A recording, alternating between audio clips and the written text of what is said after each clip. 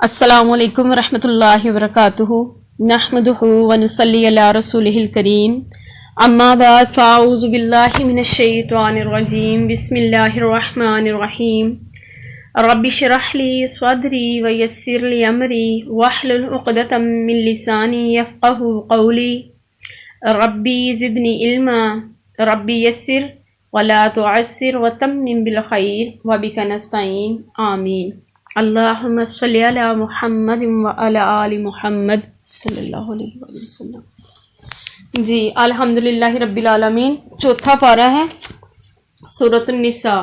سورۃ النساء کا دوسرا رکوع اور پارے کا 12واں رکوع 13واں رکوع انشاءاللہ تعالیٰ پڑھیں گے، آیت نمبر 11 سے لے کے آیت نمبر 14 تک انشاءاللہ تعالیٰ اللہ کے حکم سے۔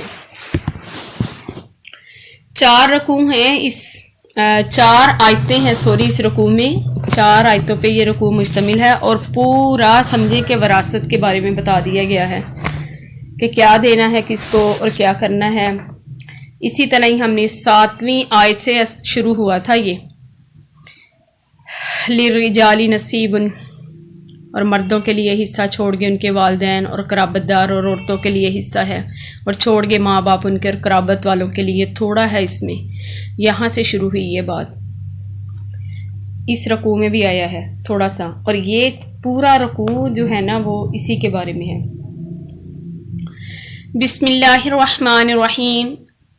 یوصیکم اللہ، وصیت کرتا ہے تم کو اللہ تعالیٰ، فی اولادکم، تمہاری اولاد کے بارے میں، للذکری، مرد کے لیے، مثل حظ الانثیین، ماند حصے 2 عورتوں کے ہیں، یعنی ایک مرد کا حصہ جو ہے وہ 2 عورتوں کے برابر ہے۔ فَإِن كُنَّ، پس اگر ہوں، نساء، عورتیں، فوق اثنتین، زیادہ، یعنی 2 سے زیادہ ہوں تو، فلہن، پس ان کے لیے ہے، ثلث، 2/3، ما ترکا، اس چیز سے کہ چھوڑ گئے ہوں۔ کون چھوڑ گئے؟ ان کا باپ ترکے میں چھوڑ گیا جو وراثت۔ وَإِن كَانَتْ، اور اگر ہو، واحدتاً، ایک عورت، فلہا النصف، پس اس کے لیے آدھا ہے، ولی ابویہ، اور اس کے ماں باپ کے لیے، لکل واحد، ہر ایک کے لیے، ماں باپ اس کے لیے، ہر ایک، واحدن، ہر ایک کے لیے، منہم السدس، اس سے چھٹا حصہ ہے، مما، اس چیز سے، ترکا، کے چھوڑ گیا، ان کانا، اگر ہو، لہو، اس کے لیے، ولد، اولاد، فَإِن لَمْ يَكُن لَهُ، پس اگر نہ ہو، لہو، اس کے لیے، ولد، اولاد، وَوَرِثَهُ، اور وارث ہوئے، ابواہ، ماں باپ اس کے، فَلِأُمِّهِ الثُّلُثُ، پس اس کے ماں باپ اس کے لیے، باپ اس کے لیے تیسرا حصہ ہے، اس کے باپ کے لیے تیسرا حصہ ہے۔ فَإِن كَانَ، یہ بیٹے کی وراثت بتائی جا رہی ہے کہ خدا نہ خواستہ اگر کسی کا بیٹا جو ہے وہ انتقال ہو جائے اس کا، تو اس میں سے کس کس کو کیا ملے گا۔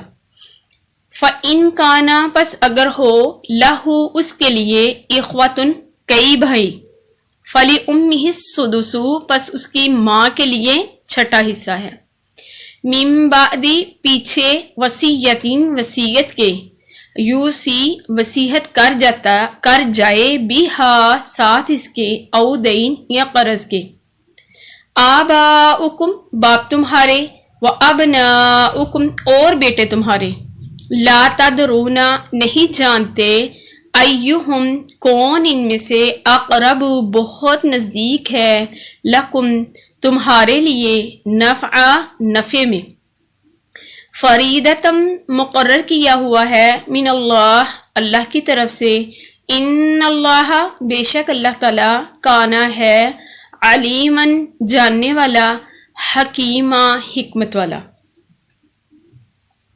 اللہ تعالیٰ تم کو وصیت کر رہا ہے، حکم دے رہا ہے اللہ تعالیٰ تم کو تمہاری اولاد کے بارے میں، تو مردوں کو 2 عورتوں کے برابر حصہ ملے گا۔ اب یہ تفصیل کے ساتھ بیان کیا جا رہا ہے، اس میں بتایا جا رہا ہے کہ یہ 2 آیتیں دیکھیں نا، سمجھیں کہ آتا ہے حدیث کے الفاظ ہیں کہ یہ 2 آیتیں ہیں نا اس صورت کے خاتمے والی آیات ہیں، باقی واللہ اعلم بالصواب، کہ وراثت میں اصول کی حیثیت رکھتی ہیں علم وراثت میں، اصول کی حیثیت رکھتی ہیں، مطلب کہ اصول واضح کر کے بتا دیے گئے ہیں کہ وراثت میں کس کا کیا حصہ ہے، کہ تمام مسائل جو ہے نا وہ اس پورا ایک رکوع ہے جس میں 4 آیات ہیں۔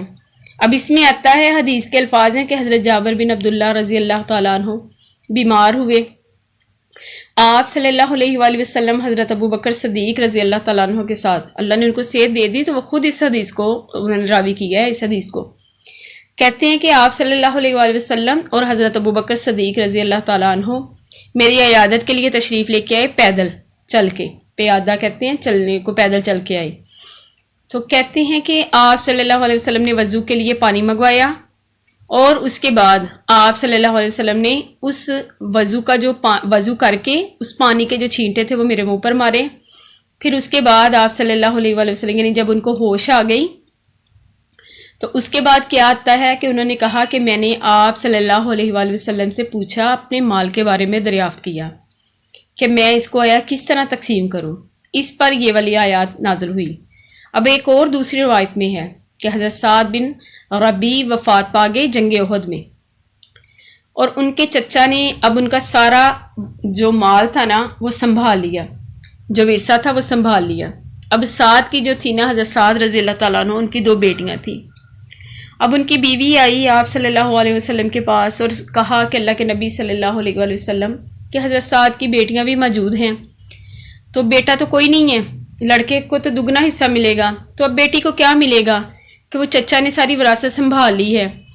تو آپ صلی اللہ علیہ وآلہ وسلم نے کہتے یہ والی آیات اتری تو اس کے چچا کو بلا کے کہا کہ تم ان کا حصہ بیٹیوں کا یعنی ان کو 2/3 حصہ دے دو، یعنی ایک حصہ دونوں کا نا، یعنی 2/3 ان کو دے دو، باقی جو ہے اس کی بیوی کو دو، اور باقی جو مال ہے نا وہ یعنی تم رکھ لو۔ کہ اسی طرح آتا ہے کہ کیا ہے، دیکھیں نا مرد کو 2 حصے دینے کا پتہ کیا ہے۔ اب آپ کے ذہن میں یقیناً یہ سوال ہوگا کہ کیوں مرد کے لیے 2 حصے ہیں۔ دیکھیں باہر کی ساری ذمہ داری کس نے ادا کرنی ہے؟ مرد نے، عورت نے نہیں کرنی، عورت نے گھر بیٹھے حکم ہی دینا ہے۔ ابھی وہ صبح میرے سے پڑھتی ہے ایک، تو اس کو میں نے کہا کہ گرمی ہے، سردی ہے، دھوپ ہے، چھاؤں ہے، بارش ہے، آندھی طوفان بھی آ جائے، ہم نے گھر بیٹھے ہی حکم دینا ہوتا ہے، کہ حکم ہی کہتے ہیں ہم، تو حکم ہی دیتے ہیں ہم فون کر دیتے ہیں، آج کل تو بڑی سہولت ہے، فون کر دیتے ہیں کہ فلاں چیز ختم ہو گئی ہے تو آتے ہوئے لے آنا، یہ والا کام جو ہے نا یہ کر دینا، یہ چیز چاہیے وہ چیز چاہیے، بس بیٹھے کہہ دینا ہے، گھر بیٹھے مل جاتی ہے نا ہر چیز۔ یہ تو عورتوں کو بڑا شوق ہے، کہ مائنڈ نہ کیجیے گا، پر ہے عورتوں کو، کئیوں کو بڑا شوق ہوتا ہے کہ ہم خود پھریں، خود جائیں، سارا کچھ نا، تو گھر بیٹھے جو نعمتیں مل رہی ہیں نا اس پہ بھی اللہ کا شکر ادا کریں۔ بڑی قسمت والی ہوتی ہیں وہ عورتیں جن کے مرد احساس کرتے ہیں، ساریوں کا نہیں ایسا ہوتا، کئی ایسے اللہ ماشاء اللہ کم ہی ہوتے ہیں، تو کئی ایسے ہوتے ہیں اللہ بچائے کہ وہ عورتوں کو روتے ہوئے بھی دیکھا ہے ان کو، کہ اس چیز کی بھی پوچھ ہے۔ اب بہرحال یہاں پہ نا اصل میں بات یہ ہو رہی ہے کہ 2 حصے مرد کو دینے کا مقصد کیا ہے کہ اس نے عورت کی نسبت مرد پر جو ہے نا وہ معاشی ذمہ داریاں ساری جو ہے نا وہ اس پر زیادہ ہیں، اسی لیے عورت کی وجہ سے اس کو زیادہ یعنی دگنا کر کے اس کو دیا جانا ہے۔ اچھا اب آتا ہے اس کے بعد یعنی یہی 2 لڑکیوں کا حکم بھی ہے۔ اب زیادہ کبھی یہی آتا ہے کہ حضرت سعد بن ربیع کی جو 2 لڑکیاں تھیں نا ان کے حق میں یہ آیات نازل ہوئی۔ اب حضرت جابر رضی اللہ تعالیٰ عنہ کہتے ہیں کہ وہ کلالہ تھے، اب اللہ علم بالصواب کہ وہ انہوں نے اسی کے بارے میں آتا ہے یہی حکم 2 لڑکیوں کا بھی ہے، کہ حضرت جابر سے روایت ہے کہ سعد بن ربیع کی 2 لڑکیاں تھیں جن کے حق میں یہ آیات نازل ہوئی، چنانچہ آپ صلی اللہ علیہ وآلہ وسلم نے ان کو 2/3 حصے کا حکم دیا۔ پھر اس صورت کی آخری آیت میں جب 2 بہنوں کو 1/3 حصہ دیا گیا تو دونوں بیٹیوں کو یعنی کہ کہہ سکتے ہیں کہ 2 لڑکیوں کا 2/3 حصہ قرآن اور حدیث سے ثابت ہے، کہ اب اس میں ہم کہیں کہ نہیں ان کا، اب پتہ کیا ہوتا کیا ہے، بیٹیوں کو جہیز ڈیروں ڈیر دے دیتے ہیں، اور جب وراثت کی تقسیم کی بات آتی ہے نا تو کہتے ہیں کہ لے ساڑی جائیداد دوسرے نے چلی جاوے، آپ اس کو جہیز کم دے دیں، آپ اس کا جو قانون بھی اسلام سب سے پہلے ہے، قانون تو بعد میں آیا نا، اسلام سب سے پہلے ہے، جو قرآن اور حدیث سے ثابت ہے، جو آپ صلی اللہ علیہ وآلہ وسلم نے بتایا، اس کے مطابق آپ ان کا حصہ دے کے ان کو فارغ کریں. آپ جہیز کم دے دیں. کہاں لکھا ہے اسلام میں جہیز؟ کہیں ہے؟ کہیں پہ بھی اسلام میں جو ہے نا وہ جہیز کا آتا ہی نہیں ہے تصور. تو مجھے اچھی طرح یاد ہے، اللہ پاک مغفرت کرے، میری امی بتاتی ہوتی تھی کہ میرے دادا ابو نے اپنی دونوں بیٹیوں کو، بچوں کو بھی دیا اور بیٹیوں کے لیے بھی انہوں نے مکان ان کو لے کے باقاعدہ دیے. جب دین کی سمجھ جس کو آ جاتی ہے نا، جب وہ اسی کے مطابق چلتا ہے. اس چیز کی بھی بڑی پوچھ ہونی ہے کل قیامت والے دن. اس چیز کی بھی پوچھ ہونی ہے کہ آپ نے آیا وراثت میں صحیح طرح اپنی وراثت تقسیم کی ہے کہ نہیں کی. تو ہمارے یہاں پتہ کیا ہوتا ہے، وہ ملنا جلنا ہی چھوڑ دیتے ہیں. جو بیٹیاں مطالبہ کرتی ہیں کہ وہ وراثت میں سے کہ میرا جو حصہ، اب دیکھیں ضرورت ہے ایک بیٹی کو، بیٹی آپ نے بیاہ دی، اس کو اتنا جہیز دے دیا، اب وہ بیچاری کرائے پہ رول رہی ہے. اس کو ضرور آپ نے اتنا جہیز دینا، وہی اس کو ایک چھوٹا سا گھر لے دیں. وہ چیزیں تو خود ہی بن جاتی ہیں آہستہ آہستہ. اور آج کے دور میں دیکھیں کتنی مہنگائی ہے، کرائے پہ رہنا ہی بڑا مشکل ہے. تو آپ بہتر نہیں ہے کہ اس کو دے کے تو فارغ کر دیں کہ چلو اس کی ضرورت ہے اس کو دے کے فارغ کر دیں. لیکن نہیں، اس طرف لوگ نہیں آتے، رجحان نہیں ہے لوگوں کا اس طرف نا. وہ ملنا جلنا کہ جے تو لینا وا نا حصہ تیرا ساڈا، بس سلام دعا اتنے تک ہی، بس ساڈا تیرا مرن جین ختم. یہ اس طرح کی باتیں ہوتی ہیں. یہ میں نے اپنی آنکھوں سے دیکھی بھی ہیں اور سنی بھی ہیں. اور کیا کہا اللہ تعالیٰ نے، کس کے لیے؟ 2 عورتوں کے برابر، یعنی 2 حصے ہیں. سمجھیں کہ 1 روپیہ لگا لیں، 1 روپیہ ہے نا، اس میں سے یعنی 50 روپے جو ہے نا، 50 پیسے یا 100 روپے لگا لیں، 100 میں سے 50 روپے جو مرد کو ملیں گے. اب باقی جو 50 ہے نا، اس میں سے 25 جو ہے نا وہ 2 بہنوں کو ملیں گے اگر 2 ہیں. اس کے بعد آتا ہے اب اللہ تعالیٰ اگر 2 عورتیں یعنی 1 عورت سے زیادہ، 1 عورت کو کیا ملنا ہے؟ 2 عورتوں کے برابر اس کو حصہ ملے گا. اگر 2 عورتیں ہیں یعنی زیادہ ہیں بیٹیاں اور بیٹا کوئی نہیں ہے تو ترکے میں سے کیا ہے؟ 2/3 ان کو ملے گا.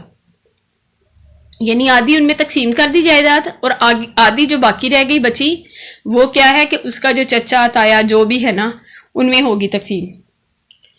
اگر ایک ہی بیٹی ہے اور اس کے ساتھ بیٹا نہ ہو تو آدھا ترکہ کس کو ملے گا؟ بیٹی کو ملے گا. اور میت کے ماں باپ کو ہر ایک کو ترکے کا 6واں حصہ ملے گا. جب میت کی اولاد ہو تو پھر اگر میت کی اولاد نہ ہو تو کیا ہے؟ صرف ماں باپ اس کے وارث ہوں تو ماں کو کیا ملے گا؟ 1/3 حصہ ملے گا اور باقی سب باپ کو. لیکن اگر میت کے 1 سے زیادہ بھائی ہوں یا بہنیں ہوں تو ماں کو 6واں حصہ ملے گا. اور سب حصے میت کی وصیت جو اس نے کی تھی پوری کرنے کے بعد تقسیم کرنی ہے. سب سے پہلے کیا کرنا ہے؟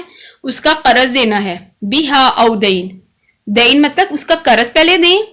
پھر اس نے اگر وصیت کی ہے کہ کسی نیک کام میں میرے پیسے کو لگا دیا جائے، اتنے پیسے کو یا اتنی چیز اللہ کے راستے میں نے دے دی، وقف کر دیا. مسجد کے لیے سمجھیں کہ اس کے کوئی 2-3 گھر ہیں، اس نے ایک گھر مسجد کو دے دیا، مسجد کے ساتھ لگتا تھا، یا مدرسے کو دے گیا، یا کوئی نیک کام کر گیا، اس کی وصیت کر دے، اس کو کریں.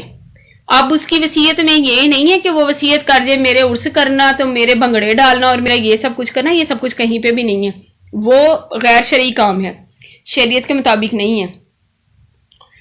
آپ صلی اللہ علیہ وآلہ وسلم نے فرمایا کہ میراث یعنی لا نورث ما ترکنا صدقۃ، یعنی میراث تقسیم نہیں ہوگی. عمدن قتل کرنے والا مقتول کا وارث نہیں ہو سکتا، یہ حکم سنت سے ثابت نہیں ہے. اچھا، اب جب تک جو اللہ کے نبی صلی اللہ علیہ وآلہ وسلم نے کہہ دیا ہم، اور جو اللہ تعالیٰ نے کہہ دیا نا قرآن میں، ہم اس کے علاوہ نہیں ہم کہہ سکتے. اس کی بھی ماں باپ کو بھی پوچھے کہ اگر انہوں نے انصاف نہیں کیا، دنیا میں بھی پکڑ ہے اور آخرت میں بھی پکڑ ہے اس چیز کے بارے میں. تو یہاں یہ زیادہ جو آتی ہے نا، یہ جو آیت پڑھی ہے یہ زیادہ تر آتی ہے کہ وہ حضرت سعد بن جو ربیع تھی نا ان کے بارے میں آتی ہے. اب اللہ تعالیٰ نے کیا آگے آتا ہے؟ اچھا، اس کے بعد آ گیا ہے اس کے بعد کہ یعنی باپ تمہارے اور بیٹے تمہارے. اب اس سے یہ بھی معلوم ہوا کہ بیٹی کا حصہ نصف ہو تو 2 یا 2 سے زیادہ بیٹیوں کا حصہ 2/3 ہونا چاہیے. یعنی میت کی اولاد ہونے کی صورت میں ماں باپ دونوں میں سے ہر ایک کو کل ترکے کا چھٹا حصہ ملے گا. یعنی ماں باپ اس کی اولاد ہے تو ماں باپ دونوں کو کیا ملے گا؟ چھٹا حصہ، بشرطے کہ وہ کوئی دوسرا موجود نہ ہو. مثلا میت کی ایک بیٹی ہے اور ماں باپ ہیں تو ترکے کے 6 مساوی حصے کر لیے جائیں. نصف 3 حصے لڑکی کو اور 1 حصہ ماں کو ملے گا اور باقی 2 حصے جو ہیں وہ باپ کو دیے جائیں گے. یہ ماں باپ کی دوسری حالت ہے کہ اگر میت کی کوئی اولاد نہ ہو اور اس کے ماں باپ زندہ ہوں تو ماں کو 1/3 حصہ ملے گا، باقی 2/3 حصہ باپ کو ملے گا. اگر ماں باپ کے ساتھ میت کے مرد ہونے کی صورت میں، بیوی اور عورت ہونے کی صورت میں اس کا شوہر بھی زندہ ہو تو شوہر کا حصہ آگے چل کے آئے گا کہ شوہر کا کیا ہے؟ آدھا. یعنی اگر ایک مکان ہے نا تو اس مکان کے جو قیمت لگا کے آدھے پیسے جو ہیں وہ مرد کو ملیں گے، باقی جو ہے وہ اس کے بہن بھائیوں میں، اس کے عورت کے ماں باپ میں تقسیم ہوں گے.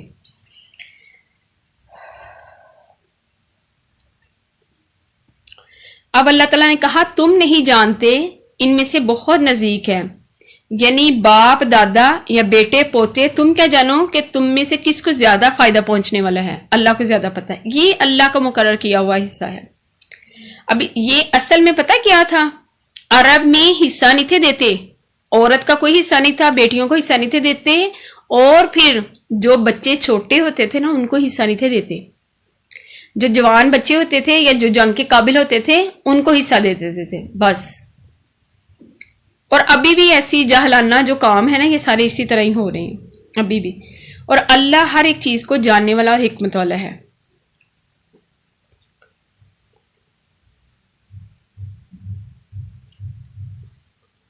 وَلَكُمْ اور تمہارے لیے نصف ہے ماں تارا کا اس حصے کے چھوڑ گئی ہو، ازواجکم بیوی تمہاری، یعنی تمہاری بیویاں جو متاع چھوڑ جائیں، فوت ہو جائیں تو اس میں سے کیا ہے؟ اِلَّمْ يَكُنْ لَهُ وَلَدٌ، کہ اگر نہ ہو اس کے لیے اولاد، یعنی بیٹا بیٹی نہ ہو، فَإِنْ كَانَ پس اگر ہو، لَهُنَّ ان کے لیے، وَلَدٌ اولاد، فَلَكُمُ الرُّبُعُ پس تمہارے لیے چوتھائی حصہ ہے، مما اس چیز سے، ترکنا کے چھوڑ گئی، من بعدی پیچھے، وصیتین وصیت کے، یوصینا کے وصیت کر جائیں، بیہا ساتھ اس کے، او دین یا قرض کے، ولہن الربع پس ان کے لیے چوتھائی حصہ ہے، مما اس چیز سے، ترک تم کہ چھوڑ جاؤ تم، ان لم یکن لکم اگر نہ ہو تمہارے لیے، ولد اولاد، فَإِن کانا پس اگر ہو، لکم تمہارے لیے، ولد اولاد، فَلَهُنَّ الثُّمُنُ پس ان کے لیے 8واں حصہ ہے. اگر اولاد ہے تو کتنا حصہ ملے گا؟ 8واں حصہ ملے گا، مما اس چیز سے، ترک تم کہ چھوڑ جاؤ تم، من بعدی پیچھے، وصیتن وصیت کے، تو سونا کہ وصیت کر جو، بیہا ساتھ اس کے، او دین یا قرض کے، وَإِن کانا اور اگر ہو، رجل مرد، یورثو کہ میراث لی جاتی ہے اس کی، کلالتن کلالہ، او امرأتن یا عورت، وَلَهُ اس کے لیے، اخن ایک بھائی ہو، او اختن یا ایک بہن، فَلِكُلِّ وَاحِدٍ پس ہر ایک کے لیے، منہم السدس ان دونوں میں سے چھٹا حصہ ہے، فَإِن کانوا پس اگر ہو، اکثرا زیادہ، من ذالک اس سے، فہم پس وہ، شرکاء شریک ہیں، فی الثلث بیچ تہائی کے، من بعد وصیتن پیچھے وصیت کے، یوصى کہ وصیت کی جاتی ہے، بیہا ساتھ اس کے، او دین یا قرض کے، غیر مدوار نہ زر پہنچانے والا ہو، وصیتن وصیت کرنا جو مقرر کیا گیا ہے، من اللہ اللہ کی طرف سے، واللہ اور اللہ تعالی، علیم جاننے والا ہے، حلیم تحمل والا ہے.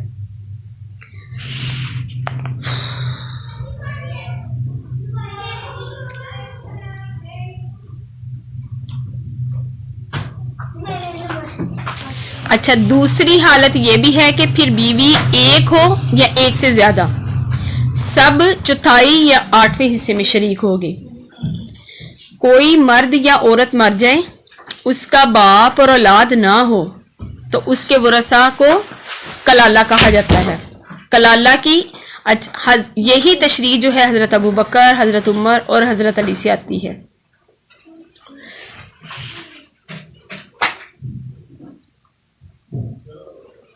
بھائی، اچھا اب ایک اور بات یاد رکھیے گا کہ بھائی بہن جو ہے نا وہ 3 طرح کے ہوتے ہیں. ایک ہوتے ہیں اینی، یعنی ایک ماں باپ سے جو اولاد ہونا. عربوں میں 3 قسم کے بہن بھائی ہوتے تھے. ایک تھے اینی جن کا باپ مشترک ہو اور ماں بھی، یعنی ماں باپ ایک ہی ماں باپ سے اولاد ہو، جن کو ہم حقیقی بہن بھائی کہتے ہیں نا وہ. اب دوسرے جو تھے ان میں الاتی بہن بھائی، یعنی صرف جو باپ کی طرف سے ہوتے تھے، یعنی ان کی ماں جو تھی نا ایک، یعنی مائیں جدا ہوں اور باپ ایک ہو. ان کو بھی جو عرب لوگ تھے نا ان کو بھی یہ سگا سمجھتے تھے ان کے ہاں نا.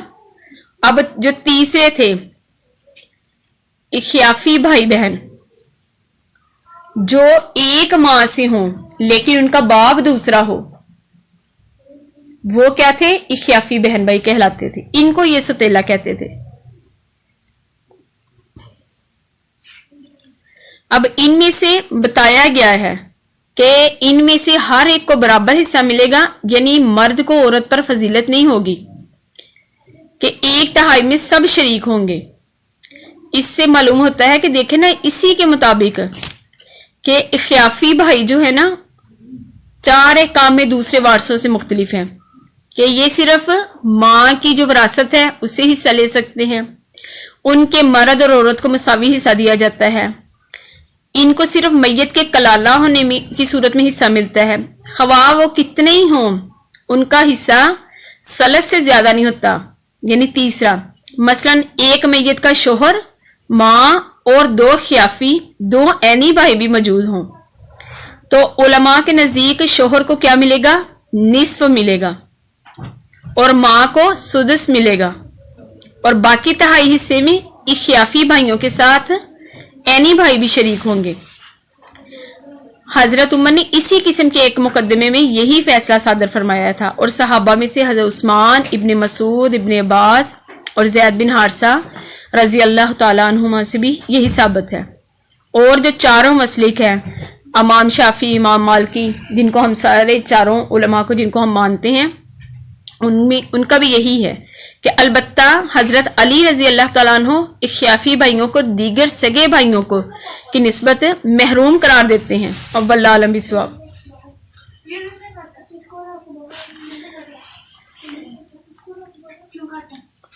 اب غیر مدوار سے مراد کیا ہے؟ یعنی دیکھیں جتنی بھی آیات پڑھیں گے نا ساتھ میں اودین لفظ لازمی آیا ہے، یعنی وصیت کے مطابق اور قرض ادا کریں. پہلے کہ وصیت میں نقصان پہنچانا، ایک تو یہ ہے کہ 2.5 مال سے زیادہ وصیت کر جائے، کہ کسی کو زیادہ دے دے کہ یہ میرا بچہ بڑا لاڈلا ہے. نہیں، اس چیز کی پکڑ ہے جو اس طرح کا کام کرتا ہے نا، اس چیز کی بڑی پکڑ ہے قیامت والے دن، کہ کسی کو کم دے دیا، کسی کو دیا ہی نہیں، کسی کا حق ہی تلف کر دیا.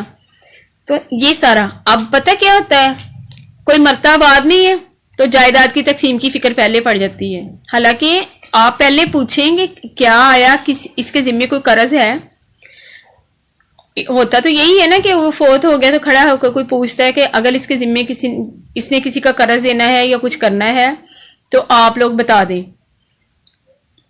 تو لیکن اب زیادہ تر یہی ہے کہ وہ فکر یہی ہوتی ہے کہ جائیداد تقسیم کرنی ہے، وہ مکان کنے سامنا تے مکان کنے سامنا تے وہ دکان کنے سنبھالنی، یہ سارا کچھ یہی ہوتا ہے.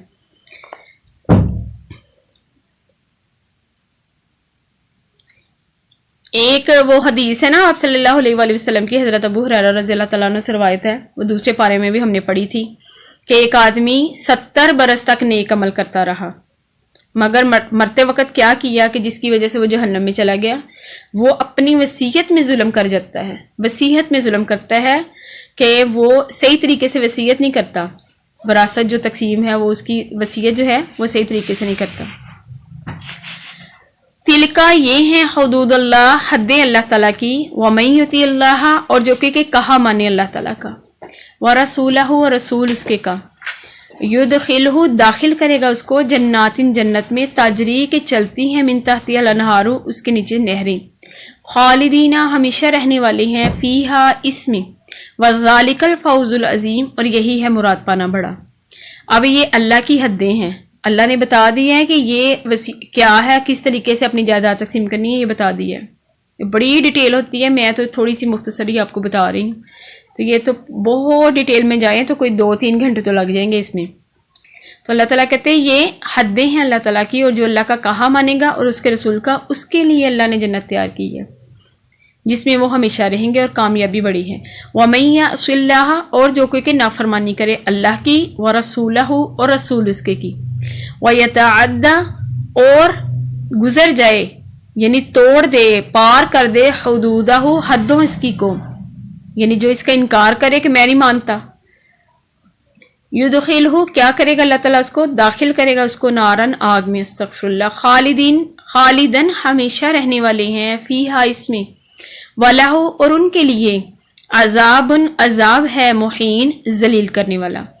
جو اللہ اور اس کے رسول کی نافرمانی کرتا ہے، ان کی حدوں کو توڑتا ہے، اللہ تعالیٰ نے ان کے لیے دوزخ تیار کی۔ جو مانتا ہے اس کے لیے دیکھیں اوپر والی آیت میں اللہ تعالیٰ نے کہا فوز العظیم، کامیابی ہے بڑی، جنت الفردوس، اور جو نہیں مانے گا عذاب مہین، عذاب رسوا کرنے والا۔ صدق اللہ العظیم، سبحانک اللہم و بحمدک، نشہد ان لا الہ الا انت، استغفرک و اتوب الیک۔ السلام علیکم ورحمۃ اللہ وبرکاتہ۔